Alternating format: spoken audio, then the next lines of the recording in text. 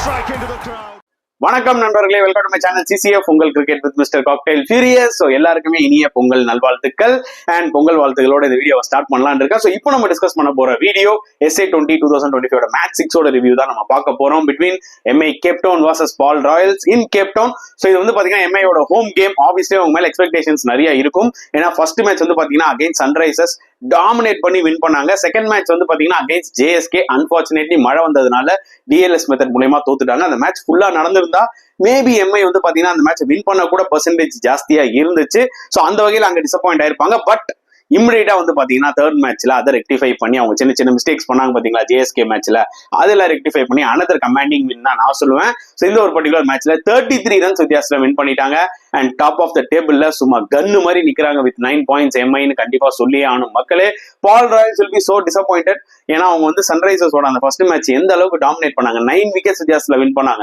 So அவங்க மேலேயும் ஒரு எக்ஸ்பெக்டேஷன்ஸ் இருந்துச்சு.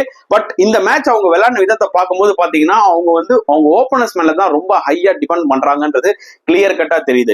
பிரிட்டோரியஸா இருக்கட்டும், ஜோ ரூட்டா இருக்கட்டும், இன்கேஸ் அவங்க குயிக்கா அவுட் ஆயிட்டாங்கன்னா பால் ராயல்ஸோட மிடில் ஆர்டர் கொஞ்சம் வீக்கா இருக்கிற மாதிரி எனக்கு தோணுது. ஏன்னா அவங்களோட பெஸ்ட் பேட்ஸ்மேன்ஸ் யாரு? டேவிட் மில்லர், அதுக்கப்புறம் தினேஷ் கார்த்திக்கும் மாறுறாரு இந்த டீம்ல. அவங்கலாம் வந்து பாத்தீங்கன்னா நல்ல ஒரு பிளேயர்ஸ் மிடில் ஆர்டர்ல. ஆனா ரொம்ப கீழே இறங்குறாங்களோன்ற மாதிரி எனக்கு என்னவோ தோணுது. இந்த மேட்ச்ல அது கிளியர் கட்டா எவிடென்டா தெரிஞ்சுது. சோ அந்த வகையில வந்து பாத்தீங்கன்னா it's important toss to win. ஏன்னா கேப் டவுன் வந்து பாத்தீங்கன்னா பேட்டிங் ஃபர்ஸ்ட் ஆடுறது இட்ஸ் ஆல்வேஸ் பெட்டர் ஆப்ஷன். நல்ல பேட்டிங் விக்கெட்.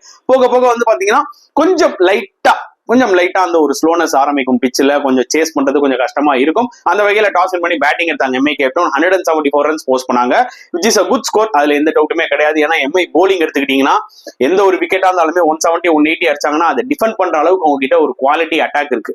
புரியுதா உங்களுக்கு? அண்ட் இந்த மேட்ச்ல வந்து பாத்தீங்கன்னா ரிகல்டன் வந்து ரிட்டர்ன் ஆனாரு பிளேயிங் லெவன்ல. பட் அந்த அளவுக்கு பெருசா அடிக்கல, 8 ரன்ல அவுட் ஆயிட்டாரு. அண்ட் வேண்டர்டனும் சரி ரீசா ஹெண்ட்ரிக்ஸும் சேர்ந்து நல்ல ஒரு 79 ரன்ஸ் பார்ட்னர்ஷிப் போட்டாங்க.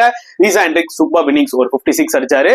திருப்பி கம்பேக் ஆனாங்க பால் ராயல்ஸ் ஆக்சுவலா இந்த மேட்ச்ல. டு பி வெரி ஆனஸ்ட், டக்கு விக்கெட்ஸ் எடுத்து கம்பேக் ஆனாங்க. பட் ஒன்ஸ் அகைன் பாட் கீட்டர் செம்ம கேமியோ விளையாடி கொடுத்துட்டாரு. ஐ திங்க் கண்டினியூஸா ஹேட்ரிக் ஆஃப் கேமியோஸ் ஆக்சுவலா ஃப்ரம் பாட் கீட்டர். சோ இவர் ஒரு செம்ம ஃபைண்டுங்க, அதுல எந்த டவுட்டுமே கிடையாது. செம்ம டேலண்ட். அண்ட் இந்த பக்கம் நீங்க பால் ராயல்ஸோட போலிங் எடுத்துக்கிட்டீங்கன்னா கலியம் இந்த மேட்ச்ல நல்லா போட்டு 3 விக்கெட் எடுத்தாரு. அண்ட் வழக்கம் போல ஃபார்ச்சூன் அந்த நியூ பால்ல வந்து பாத்தீங்கன்னா அவரோட லெஃப்ட் ஆர்ம் ஸ்பின் ரொம்ப எஃபெக்டிவா இருந்தது, எக்கனாமிக்கலா இருந்தாரு. அண்ட் மத்த போலர்ஸ் எல்லாம் கொஞ்சம் எக்ஸ்பென்சிவா வந்துட்டாங்க. அண்ட் பால் ராயல்ஸோட ஃபீல்டிங் எஸ்பெஷலி அவங்களோட கேட்சிங் ரொம்ப புவரா இருந்ததுங்க. முஜிபுர் ரஹ்மான்லாம் கையில வந்த கேட்ச விடுறாரு. எனக்கு அவர் கேட்ச் விடும்போது என்ன ஞாபகம் வந்துச்சுன்னா அந்த வேர்ல்டு கப் மேட்ச் தான் ஞாபகம் வந்துச்சு. 2023 வேர்ல்டு கப் மேக்ஸ்வெலோட பலமான கேட்ச் விடுவாரு பாத்தீங்களா? சோ அந்த ஞாபகம் தான் வந்துச்சு. இன்னுமே அவர் வந்து பாத்தீங்கன்னா ஃபீல்டிங் அண்ட் அந்த கேட்சிங் எல்லாம் மாத்திக்கவே இல்லை, அப்படியே தான் இருக்காரு. அதனாலதான் ஒருவேளை ஆப்கானிஸ்தான் சாம்பியன்ஸ் டிராபி ஸ்குவாட்ல அவர் எடுக்கல போல இருக்கு. அந்த வகையில poor fielding and poor catching Paarl Royals. ஏன்னா அதெல்லாம் அவங்க பண்ணியிருந்தாங்கன்னா 150 அடிச்சிருப்பாங்க maximum MI, to be very honest. கிட்டத்தட்ட 3 கேட்ச் விட்டாங்க. அண்ட் அதுக்கப்புறம் சேசிங்ல வந்து பாத்தீங்கன்னா லைக் இனிஷியலா நான் திருப்பி சொன்ன மாதிரி தான் அந்த ஓபனர்ஸ் டிபெண்ட் பண்ணி தான் இருக்காங்க பால் ராயல்ஸ். செம ஸ்டார்ட். ஓப்பனிங் பார்ட்னர்ஷிப்பே 38 ரன்ஸ் 3.2 ஓவர்ஸ்ல. நமக்கு பிரிட்டோரியஸ் ரூட் செம்மடி அடிக்கிறாங்க. அப்புறம் ரூட் அவுட் ஆயிட்டாரு. அதுக்கப்புறம் வந்து பாத்தீங்கன்னா பிரிட்டோரியஸ் அவுட் ஆனோடனே இமிடியேட்டா சாம் ஹெய்னா இருக்கட்டும் இல்ல அடுத்த வர பேட்ஸ்மேனா இருக்கட்டும் அவங்களாம் வந்து பாத்தீங்கன்னா கொஞ்சம் ஸ்ட்ரகிள் ஆறாங்க. வேன் பூரன் நினைக்கிறேன் 2 பேருமே வந்து அகைன்ஸ்ட் ஸ்பின் ரொம்ப ஸ்ட்ரகிள் ஆறாங்க. ஃபாஸ்ட் போலிங்க வேணா அவங்க விளையாடிடலாம். சாம் ஹெய்ன்லாம் ஒரு எக்ஸ்பீரியன்ஸ் இங்கிலீஷ் டொமஸ்டிக் பிளேயர், அதுல எந்த டவுட்டுமே இல்லை. பட் ஆனா ஒரு ஃபாஸ்ட் போலர்ஸ் நல்லா விளையாடி நான் பாத்திருக்கேன். பட் அகைன்ஸ்ட் ஸ்பின் டெஃபினட்டா அவங்க வந்து கொஞ்சம் ஸ்ட்ரகிள் ஆறாங்க. அதுக்கப்புறமா மில்லர் அண்டர் பிரஷர்ல வந்து அவரும் அவுட் ஆயிட்டாரு. தினேஷ் கார்த்திகோட ரன் அவுட், அதெல்லாம் அன்னெசரியான விஷயங்கள். சோ இதுல இருந்து என்ன தெரியுதுன்னா பால் ராயல்ஸோட மிடில் ஆர்டர் வந்து பாத்தீங்கன்னா கொஞ்சம் கேள்விக்குறியா தான் வந்து நிக்குது.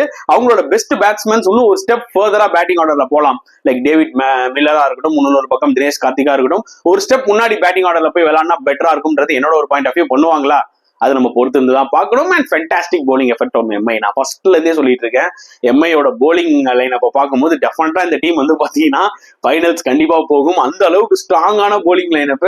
அண்ட் கண்டிப்பா இவ்வளவு ஒரு ஸ்ட்ராங்கான போலிங் லைன் அப்ல ஜார்ஜ் லிண்டே கன்சிஸ்டன்டா அந்த அவரோட லெஃப்ட் ஆர்ம் ஸ்பின் போடுறாரு பாத்தீங்களா, நல்லா பெர்ஃபார்ம் பண்றாரு பாத்தீங்களா, அது இன்னுமே ஒரு அடிஷனல் பிளஸ். இந்த மேட்ச்லயும் சூப்பரா போட்டு 3 விக்கெட் எடுத்தாரு. அண்ட் ரபடா எப்படி JSKவோட பெர்ஃபார்ம் பண்ணாரோ அதே மாதிரி ஃபென்டாஸ்டிக்கா போட்டு 2 விக்கெட்ஸ் எடுத்தாரு. ரஷீத் கான் வந்து குரூஷலான விக்கெட்ஸ் அவரும் வந்து எடுத்தாரு. சோ இவங்க 3 பேருமே வந்து பாத்தீங்கன்னா வேற லெவல்ல பெர்ஃபார்ம் பண்ணாங்கன்னா கண்டிப்பா சொல்லி ஆகணும். ட்ரெண்ட் போல்ட் விக்கெட் எடுக்கலனாலும் ஆஸ் யூசுவல் நல்ல ஒரு லைன் அண்ட் லென்த் போட்டு ஒரு எக்கனாமிக்கலா இருந்தாரு. ஸோ இன்ஃபேக்ட் இந்த மேட்ச் வந்து ஒரு 50 ரன்ஸ் வித்தியாசத்துல அவங்க வின் பண்ணிருக்கலாம். லாஸ்டா வந்து எம்பாக்கா வந்து பாத்தீங்கன்னா அப்படி இப்படி ஒரு 6-4 எல்லாம் அடிச்சிட்டு இருந்தாரு. அதனால 33 ரன்ஸ் வித்தியாசத்துல வின் பண்ணிட்டாங்க. Still it is a huge win T20 point of வியூல, அதுல எந்த டவுட்டுமே கிடையாது. ஸோ ஃபர்ஸ்ட் மேட்ச் அவங்க வந்து எப்போ மும்பை பயங்கரமா டாமினேட் பண்ணாங்களோ அப்பவே நான் சொல்லியிருந்தேன் டெஃபினட்டா இவங்க டாப் 4 போயிடுவாங்க. இப்படி ஒரு வின், இப்படி ஒரு போனஸ் பாயிண்டோட, ஈவன் தோ இன் பிட்வீன்ல 2 மேட்ச் தோத்தாலும் that is not going to affect MI. So வந்து எஸ்ஐ T20 வரலாற்றுல முதல் முறையா டாப் 4 கண்டிப்பா இந்த முறை எம்ஐ போவாங்க, அதுல எந்த டவுட்டுமே கிடையாது. பால் ராயல்ஸ்க்கு இந்த மேட்ச் ஒரு ரியாலிட்டி செக். சோ இதுல இருந்து எப்படி அவங்க வந்து கம்பேக் ஆறாங்கன்றதை நம்ம பொறுத்து வந்து பார்க்கலாம். இன்னைக்கு வேற double header, so it's going to be really interesting. So இந்த மேட்ச் பத்தி நீங்க என்ன ஃபீல் பண்றீங்க மறக்காம கமெண்ட் செக்ஷன்ல போட்டுருங்க. இந்த வீடியோ பிடிச்சிருந்தா லைக் பண்ணுங்க, ஷேர் பண்ணுங்க, முடிஞ்சா சப்ஸ்கிரைப் பண்ணுங்க. சோ நெக்ஸ்ட் வீடியோல பார்க்கலாம் ஃப்ரெண்ட்ஸ். அன்டில் தென் பாய்.